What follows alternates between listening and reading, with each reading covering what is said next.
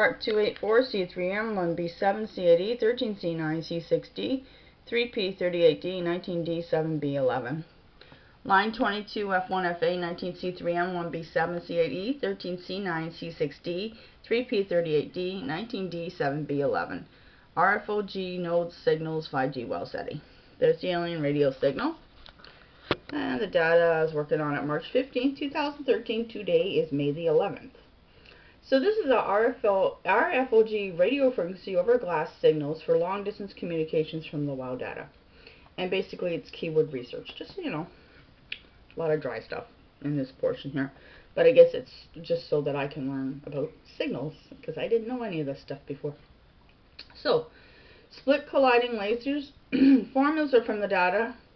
From the video, these lines of data: Hertzian dipole magnet transformer and radio frequency over glass. Those are the two lines of data, two movies, whatever you call them. Yeah. I should be awake by now, but I'm not. So Google the keywords. We'll be looking at dissipation, lambda, ferrite rod. The keyword lambda we looked at the previous video of Hertzian, Monopile Pillings, and Distributed Bragg reflector formula. Then I put keyword lambda plus Distributed Bragg reflector plus dielectric mirror. On March 15th, I googled Sci-Fi laser and thin film beam splitters. Then I got passive optical network radio frequency over glass implementation standards and status, which is what we're working on right now. Quote from Wiki: implementation. As with an HFC architecture, video controllers and data networking services are fed through a CMTS edge router. These electrical signals are then converted to optical ones. So this is important for me to learn because I didn't know how your signals worked, so this is cool for me. And transported via 1550 nm wavelength through a wavelength division multiplexing platform and a passive splitter to a fiber optic micronode located at the customer's premises. If necessary, an optical amplifier can be used to boost the downstream optical signal to cover a greater distance.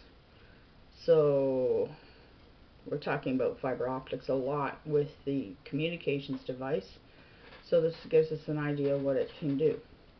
The fiber optic micronodes, which are also referred to as RFOG optical networking units, or RONUs, terminate the fiber connection and convert traffic for delivery over the in-home network.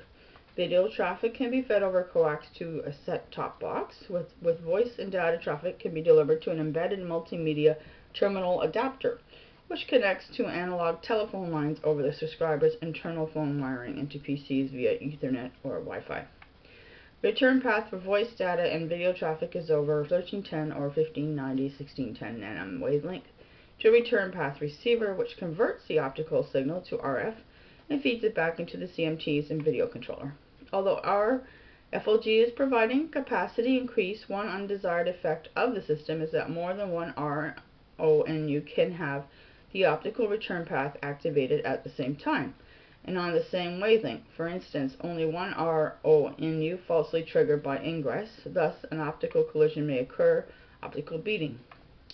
RONUs convert, this is probably old stuff by the way, because I'm sure our technology's probably changed since, but this is just the research that's coming up, okay?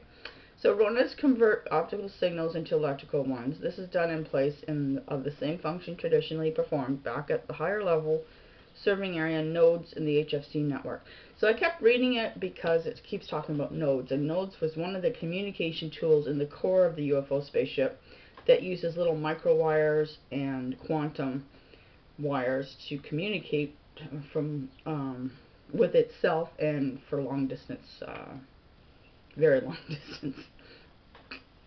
So the RF infrastructure remains in place. The difference is that the fiber termination is moved from a fiber node to the customer's premises. The RONU can be located in any type of premises, a home, a business, a multi-tenant dwelling, MTU, MDU, or apartments in an MTU. When the network is upgraded, the RFOG elements can remain in place while the provider rolls out the necessary components, OLTs, and ONTs for a full-PON implementation. Standards. The Society of Cable and Telecommunications Engineers, SCTE, has approved SCTE 174/2010, the standards for RFOG. The standard is seeking American National Standard Institute ANSI approval. Status. Cable service providers, also known as MSOs, have generally responded favorably to the technology and benefits it brings to their networks. Many have tried the technology and some have begun to deploy RFOG. Following positive experience with smaller deployments in newly built housing, and with the finalization of the standard, is expected to become more widely adopted. So I guess when they wrote this, it was something that they were just starting to work on, and now it's like, it's not completely global, but I know most of Canada and the United States has probably this kind of technology in it. So passive optical network and radio frequency over glass, and next we're going to look at fiber coax networks. Okay, thanks for watching.